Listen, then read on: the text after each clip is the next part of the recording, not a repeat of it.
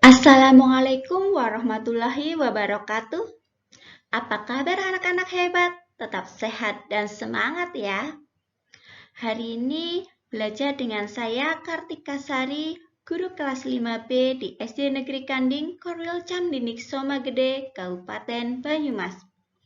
Hari ini kita akan belajar tema 8, lingkungan sahabat kita, subtema 1, manusia dan lingkungan, pembelajaran yang kelima. Sebelum memulai pembelajaran pada hari ini, marilah kita berdoa sesuai dengan keyakinan dan kepercayaan masing-masing. Berdoa dimulai. A'udzubillahiminasyaitonirrajim. Bismillahirrahmanirrahim. Raditu billahi rabba wa bil islami dina wa bi Muhammadin nabiyya wa rasula. Rabbi zidni ilman warzuqni fahman.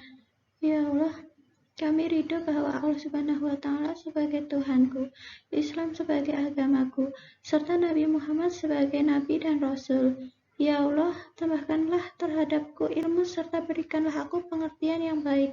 Amin. Berdoa selesai.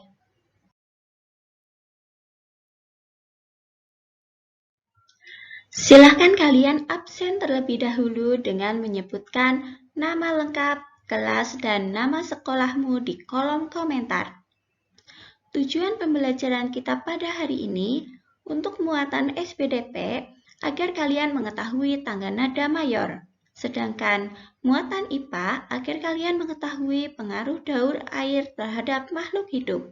Sedangkan muatan bahasa Indonesia agar kalian mengetahui urutan peristiwa dalam cerita fiksi. Yang pertama, muatan SPDP. Mari kita mengamati dan berlatih bernyanyi bersama.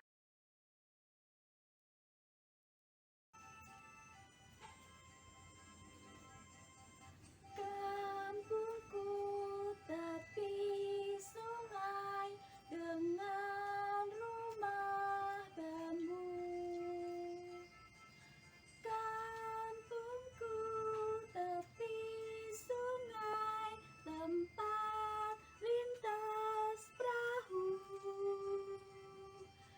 Di sana mulai kembang rasa kasih sayang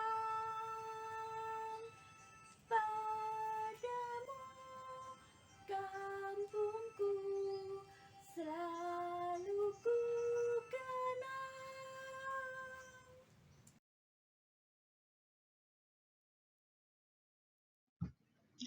Apa judul lagu tersebut? Benar, Kampungku. Siapa pencipta lagu tersebut? Tepat sekali, A.T. Mahmud. Apa nada dasar yang digunakan dalam lagu tersebut? Iya, Do sama dengan C. Apa tanda tempo yang digunakan dalam lagu tersebut?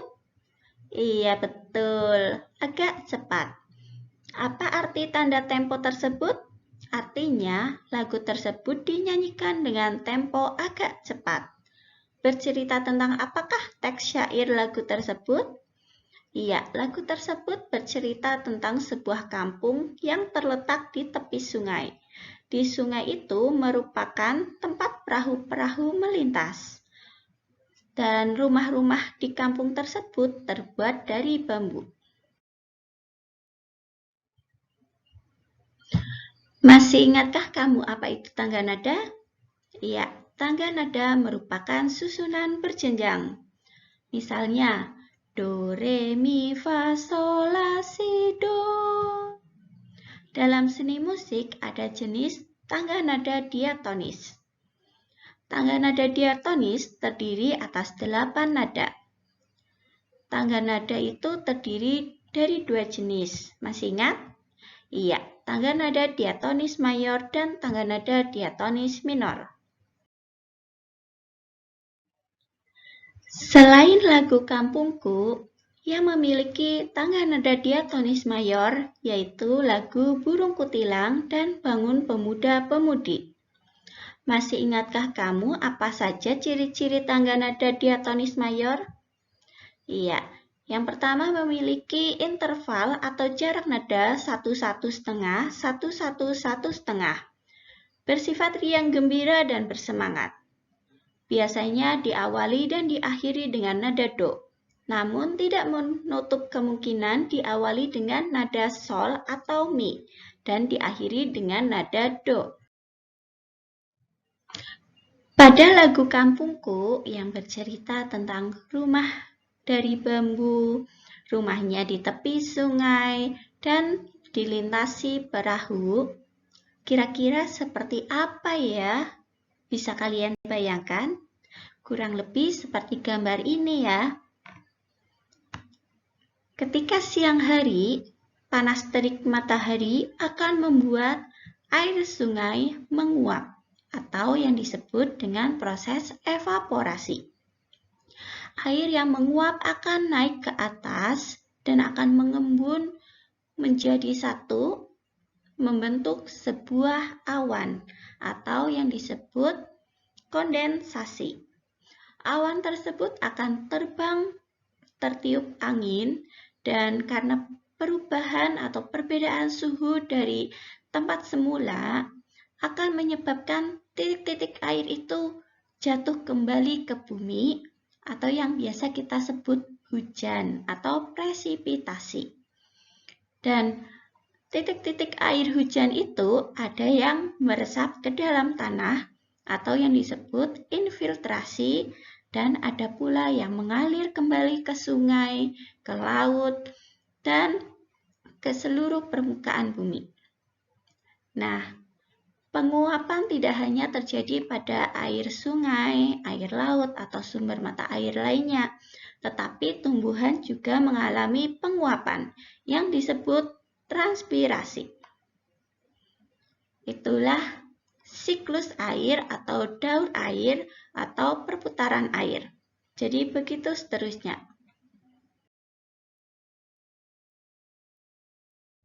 Nah, kira-kira apa saja manfaat sungai bagi manusia? Ya, salah satunya untuk irigasi pertanian atau persawahan, sumber air bersih, sarana transportasi, aktivitas rumah tangga seperti minum, mandi, mencuci, dan sebagainya, olahraga atau wisata air. Sedangkan bagi tumbuhan untuk membantu proses fotosintesis dan bagi hewan untuk minum serta membersihkan diri. Bagi tumbuhan dan hewan air bisa juga untuk tempat hidup. Nah, jawab pertanyaan ini bersama ya. Dari mana persediaan air sungai? Iya, air sungai berasal dari air hujan dan air yang mengalir dari hulu sungai. Siapa saja yang memanfaatkan air sungai? Air sungai dimanfaatkan oleh manusia, hewan, dan tumbuhan. Apa saja manfaat air sungai? Hewan dapat memanfaatkan air sungai sebagai air minum. Tumbuhan dapat memanfaatkan air untuk proses fotosintesis. Hewan dan tumbuhan air memanfaatkan air sebagai tempat hidup. Sedangkan manusia memanfaatkan air untuk mengairi tanah pertanian, keperluan sehari-hari, sarana transportasi, dan lain sebagainya. Apakah persediaan air sungai dapat berkurang? Dalam kondisi normal, air sungai tidak berkurang karena menguap. Karena siklus air akan mengembalikan air yang menguap. Jika dalam kondisi kemarau yang sangat parah atau ekstrim, sungai dapat mengalami kekeringan. Faktor-faktor apa saja yang dapat mempengaruhi persediaan air? Yaitu curah hujan, cuaca, dan kondisi hulu sungai. Selanjutnya, muatan bahasa Indonesia kita akan mempelajari urutan peristiwa dalam cerita fiksi. Urutan peristiwa dalam sebuah cerita disebut alur atau plot. Urutan peristiwa membentuk jalan cerita yang utuh. Urutan peristiwa pada teks fiksi atau cerita terdiri atas 6 tahapan, yaitu pengenalan situasi cerita, pengungkapan peristiwa, pemunculan masalah, puncak masalah, penyelesaian masalah, dan yang terakhir, akhir ceritanya. Urutan peristiwa dapat disusun dengan membaca cerita secara keseluruhan, mencatat peristiwa-peristiwa penting yang ditemukan, lalu merangkai peristiwa-peristiwa tersebut. Nah, yang terakhir, ayo berlatih dan ayo mencoba. Kalian bisa latihan mengerjakan soal di link berikut dan lihat skor atau nilaimu untuk melatih pengetahuanmu. Ini linknya. Kemudian, ayo mencoba menyanyikan lagu kampungku dan kirim hasil latihanmu berupa video ke gurumu. Mudah ya? Cukup sekian pembelajaran pada hari ini, semoga bermanfaat. Bila banyak kekurangan maupun kesalahan, tolong dimaafkan. Mari kita akhiri pembelajaran pada hari ini dengan membaca doa sesuai dengan keyakinan dan kepercayaan masing-masing. Berdoa dimulai. Bismillahirrahmanirrahim. Allahumma inni ista'udinuka ma lamatanihi fadhudu ilayya indaha jati ilaihi wa la tansanihi ya rabbal alamin. Ya Allah, sesungguhnya aku titipkan kepadamu apa yang telah kau ajarkan kepadaku, maka kembalikanlah ia kepadaku ketika aku membutuhkannya, dan janganlah kau buat aku lupa padanya, hai Tuhan yang memelihara alam. Amin. Berdoa selesai. Bila ada pertanyaan, bisa menghubungi Bu Tika di nomor WhatsApp di bawah ini. Terima kasih atas perhatiannya. Wassalamualaikum warahmatullahi wabarakatuh.